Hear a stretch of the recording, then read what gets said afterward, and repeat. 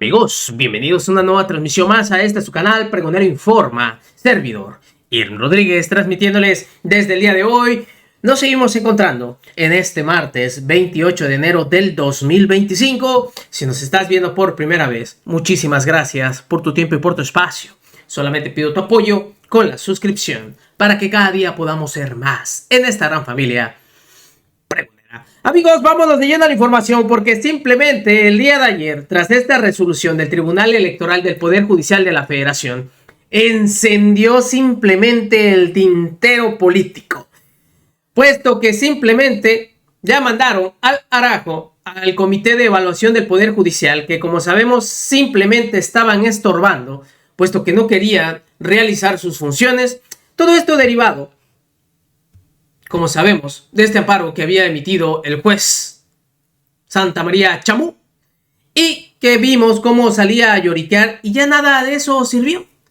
Simplemente esa responsabilidad que tenía el Comité del Poder Judicial de la Federación fue transferido para que lo termine de realizar el Comité del Senado de la República. Ante esto ya vimos la postura que dio también Fernández Noroña y cómo se va a desarrollar toda esta situación y cómo van ellos a seguir con el proceso para que estos más de 3,000 aspirantes no queden simplemente en el aire. Todo esto se llevó a esta mesa de debate en donde participó nuevamente Arturo Ávila, diputado de Morena, y el jubilado Damián Cepeda, quienes se volvieron a dar un encontronazo, en donde se dijeron sus cosas, en donde uno le dijo, cállate, 0 votos, y el otro le dijo, mejor cállate tú, egocentrista. Se terminó doblando Damiancito, porque no le queda de otra, porque sabe que aunque quiera argumentar ante este proceso, que fue decisión de la mayoría de los mexicanos, no tienen cabida. Fíjense ustedes cómo se volvieron a agarrar con todo. Así, en Milenio.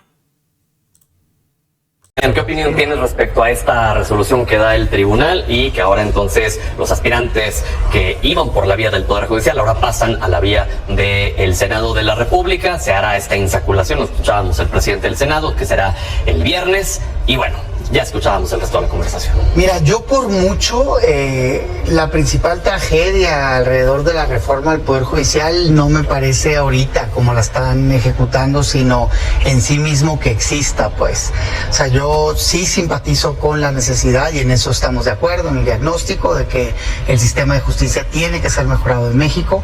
Había verdaderamente, pues, una falta de justicia oportuna en el país desde hace mucho tiempo. Se habían dado reformas para mejorarlo, pero teníamos que dar un salto cuántico, pues, con juicios orales más rápidos, más ágiles, justicia digital, justicia cívica, jueces más calificados, en fin, fuimos avanzando en reformas que iban encaminadas hacia allá, pero faltaba mucho que hacer. Yo difiero del fondo de la reforma. Me parece que es una reforma que subordina al poder político de Morena al Poder Judicial, y lamento mucho que esto esté sucediendo.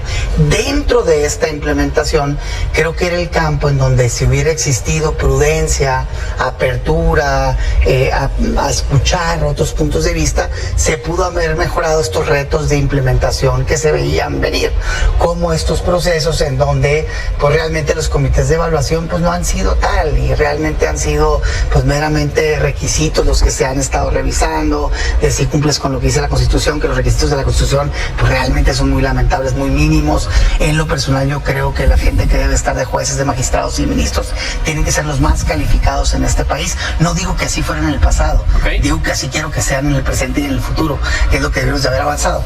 Y dentro de toda esa tragedia pues viene esto, ¿no? Hoy vemos que pues ni siquiera han podido llevar a cabo bien el proceso. De entrada, hablar de insaculación para elegir a las personas que van a estar puestas ante el ciudadano me parece a mí muy lamentable. Yo no creo que sea un tema de insaculación, sino de competencia, ¿no? De capacidad. Y bueno, esta resolución del Tribunal electoral, pues me parece pues una historia más de este conflicto que se ha venido escalando.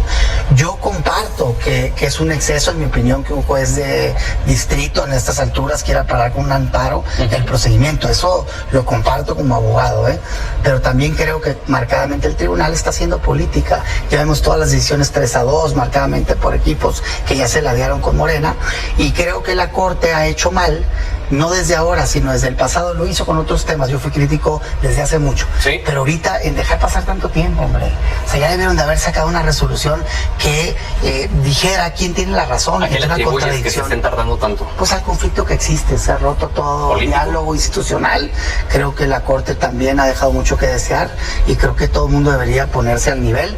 Y ante una realidad ya que es que se tiene que implementar una reforma judicial, gusto o no, a mí no me gusta, pero se tiene que implementar, deberíamos de todos abonar a que se implemente lo mejor posible. Arturo, ¿qué opinas? Sí, las resoluciones de los jueces de Michoacán y de Jalisco evidentemente siguen justificando y siguen abonando a la necesidad de por qué era importante una reforma al Poder Judicial. Fíjate, Pedro, caen en lo ridículo, ¿no? La ley es muy clara. La ley de amparo dice que no procede un amparo contra reformas constitucionales, incluso antes de la reforma que llevamos a cabo en esta legislatura, y es muy claro que aún peor en los casos en donde se trata de la materia electoral. El artículo 73, fracción séptima, es clarísimo.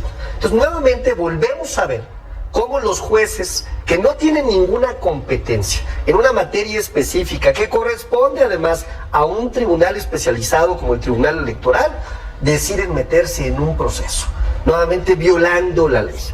¿Esto qué dice? Pues dice, caray, qué razón tenían cuando ofrecieron una reforma judicial. Y yo entiendo perfectamente bien la oposición que puede tener la gente de Acción Nacional, la gente del PRIAN, ¿no? Se van a acabar los privilegios. Ellos están, por supuesto, en contra de que la gente y el pueblo elija a sus juezas, jueces, magistradas, magistrados, ministras y ministros. Siempre estarán en contra de eso. Ellos quisieran que fuera como en el pasado. Fíjate, Pedro, como cuando eligieron a Ortiz Mena, un exmiembro del gabinete de un expresidente, que lo único que ha hecho como ministro es condonar deudas a empresarios, condonaciones fiscales por millones y miles de millones de pesos. ¿Qué estamos viendo con esta situación que está pasando ahora? Que nos están dando la razón. ¿A dónde vamos? Bueno, el Tribunal Electoral acaba de dar un fallo ejemplar. Acaba de decir, no proceden, sigamos adelante. Y está dándole facultades al Senado de la República, que por cierto, en la ley, en la reforma constitucional, los artículos transitorios ya lo decían, era muy claro, cualquier controversia que se diera en el proceso de elección podría ser determinada por la Junta de Coordinación Política del Senado de la República o por la propia mesa directiva. Oye, Arturo, ¿el tribunal está atendiendo un tema político?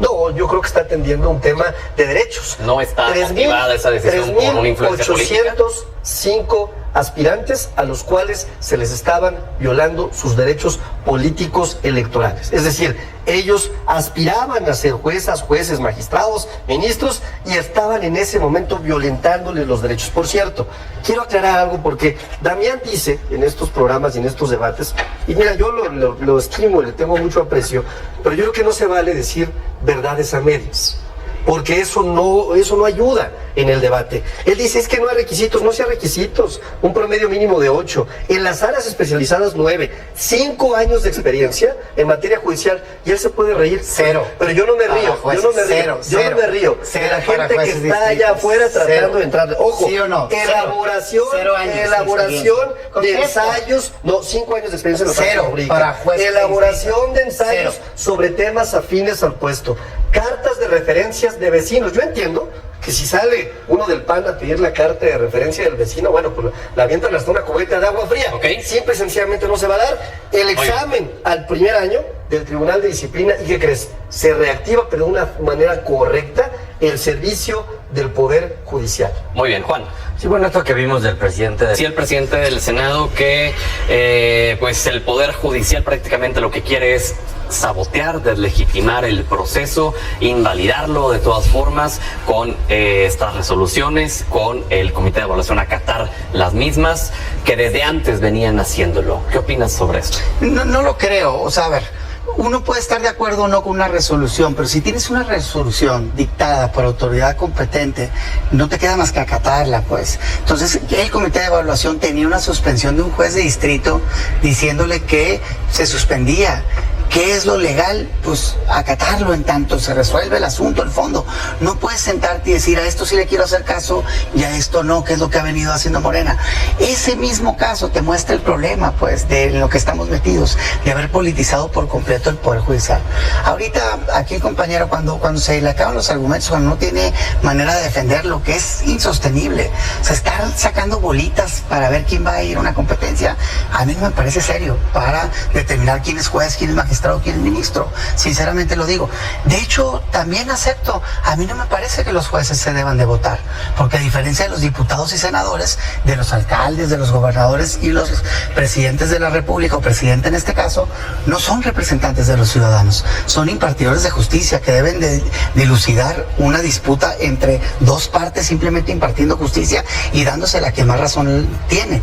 Ya decía yo, por ejemplo, si en una zona que tiene mucha influencia, un sindicato, y el juez fue electo popularmente por la mayoría de ese sindicato, con un acuerdo incluso, como les encanta hacer acá, ¿qué va a hacer cuando le llegue un juicio? ¿Darle la razón al sindicato siempre o a un ciudadano si le están violando sus derechos? Yo creo eso de fondo, lo digo así, mira, tranquilito, porque no necesitas venir aquí a ofender y que si la cubeta y que si los vecinos. Yo nada más digo, si a esas vamos, yo he ganado 2 elecciones. Te pregunto, ¿cuántas has ganado? 0, porque le dicen el 0 votos, porque nunca ha ganado una elección en Aguascalientes. Entonces, digo, yo también puedo, pues no me gusta, pero pues yo también puedo, pues me entiendes. Yo me regresaría a ser serios en este asunto. Se trata de una reforma al Poder Judicial que deberíamos de todos estar ayudando a que se haga lo mejor posible.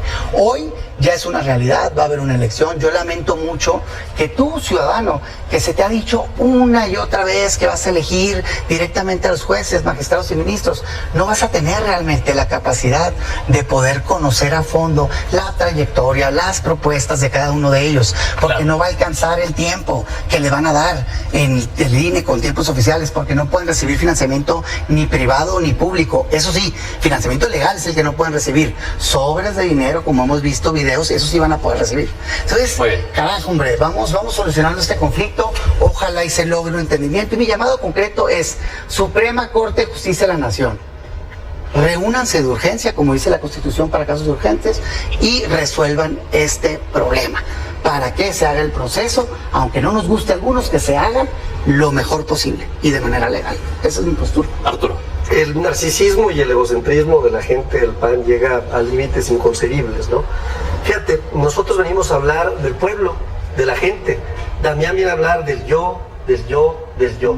Yo me siento muy contento de haber participado en una elección en Aguascalientes, de haber logrado un crecimiento del 400% y de haber contribuido a una victoria histórica de la doctora Claudia Sheinbaum. Les pusimos una paliza, la paliza de su vida. ¿Quién gobierna Aguascalientes? Que incluso la paliza, ¿quién gobierna Aguascalientes? Los dejó con la gente como él en el retiro. Hoy Damián Cepeda está en el retiro. Pues mira, cuando hablamos de los votos, hablamos de 36 millones de votos que obtuvimos nosotros contra escasos 9 millones de votos. Oye, paréntesis yo ahí, entiendo, porque nada más decirlo. Es que quiero tocar un tema tuyo, justamente. Porque ayer te levantaron la mano para el 2027, para la gobernatura de Aguascalientes. ¿Es un hecho? ¿Vas a ir? ¿Vas a aspirar? Si las encuestas me favorecen, por supuesto que los vamos a sacar del poder. Y me va a dar mucho gusto venir aquí a tu programa y decirle a don egocentrista, al doctor Ego, que hoy está en el retiro, ¿no?, que se equivocó y que Aguascalientes se convirtió en parte de la transformación. Nada más para aclarar algunas de las mentiras de Damián Cepeda, las que siempre dice en este programa. 1, la insaculación viene después de un proceso muy claro como el que ya mencioné, donde vienen requisitos, donde vienen tesis, donde vienen evaluaciones. Ojo, ¿qué busca la insaculación? Evitar lo que ellos hacían. Los señores decían, voy a intercambiarte un espacio por este otro espacio, cuates y cuotas. Pero ahí era la forma de operar de Acción Nacional. En ese punto en específico, en esta resolución, se saltan, solo dame un momentito para hacerle una pregunta a Arturo, espérame tantito. Se salta el proceso de la idoneidad, se salta el proceso de las entrevistas y esto pues fue justo lo que le molestó al presidente del Senado cuando se lo pregunté. ¿hay la garantía entonces de que van a llegar los mejores, los 2000 que van a estar en esta tómbola? ¿Realmente están preparados para llegar? ¿No tendría que haberse agotado también ese proceso previo?